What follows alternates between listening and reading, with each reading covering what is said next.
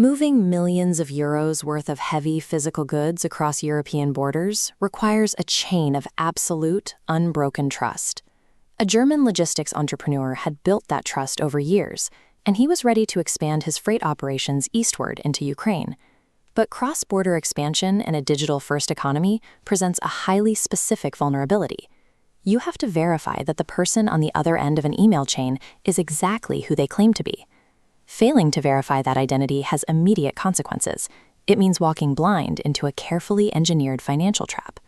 For the first 2 weeks, a man named Viktor Petrenko said everything right. He reached out to the German client, spoke competent business English, and clearly understood complex EU trucking regulations. By weeks 3 and 4, Viktor delivered the paperwork. He sent over a comprehensive company overview, complete with an official extract from the Ukrainian Unified State Register. He provided an office address on Kreshchatyk Street, a prestigious, historic boulevard right in the center of Kyiv. He even had the operational proof. The company website featured high-resolution photos of active articulated lorries parked side by side at a busy depot. In week 5, the terms were set. A Kyiv law firm drafted a highly plausible joint venture agreement outlining shared revenues from cross-border freight contracts. Then came week 6. Viktor explained that Ukrainian banking rules required an escrow deposit of 180,000 euros before the state financial authority could register the partnership. He needed the funds wired by Friday.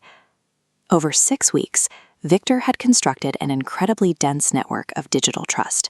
He had the vocabulary, he had the documents, the physical address, and the fleet. To the German entrepreneur, it looked exactly like a lucrative path into Eastern Europe. The client asked a corporate intelligence team to review the deal. They had exactly 5 days before the deadline. The investigators started with the Ukrainian Unified State Registry of Legal Entities. Extracting data from the state registry reveals the first discrepancy. The company name was entirely real, but the registered director was a woman from Dnipro. Expanding the search across all official filings yields 0 results for Viktor. No founder status, signatory rights, or employee record. Viktor never invented a fake company. He located an active, legitimate business, borrowed its name, and presented himself as its CEO. With the corporate shell exposed, the physical evidence began to unravel. Take the prestigious office address on Kreshchatyk Street. The building was real, but Viktor's office was a virtual mailbox. He was renting an address by the hour, sharing the exact same suite number with 47 unrelated companies. Then there was the operational evidence, the busy depot filled with trucks. This map of Ukraine tracks the true origin of that image. The photo was scraped from a legitimate freight operator's Facebook page, and the depot itself was located down in Zaporizhia, a full 500 kilometers away from Kyiv. Even Viktor's face belonged to someone else.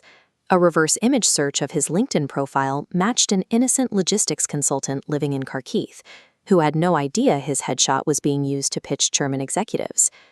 Fraudsters specifically weaponize real photos of actual industry professionals and locations.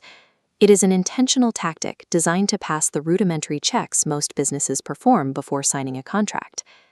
This timeline maps out the remaining digital forensics. Domain records show Viktor's corporate website was created exactly 19 days before his first email. Looking further back, the law firm that drafted the agreement had its license suspended 14 months prior. Even the 3 company employees listed on LinkedIn were artificial, heavily populated within a tight 10-day window right before the scam launched. Every single element of the illusion, the company name, the legal documents, the trucks, the headshots, was a real fragment stolen from the legitimate economy and stitched together to withstand basic scrutiny. On day 5, the investigators filed their report. The $180,000 wire transfer was canceled, and Viktor's entire digital apparatus instantly vanished. Fabricating a fake paper trail from scratch requires time, skill, and resources. Hijacking an existing active corporate entity bypasses all of that friction.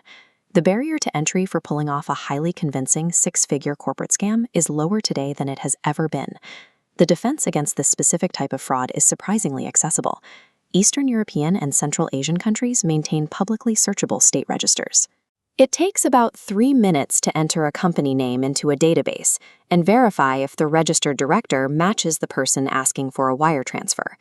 If those names do not match, the negotiation is over. A discrepancy in the public record is a non-negotiable stop signal. A pristine digital footprint provides zero security if it cannot be tied to reality. Running a 5-day corporate background check will always be cheaper than funding a ghost.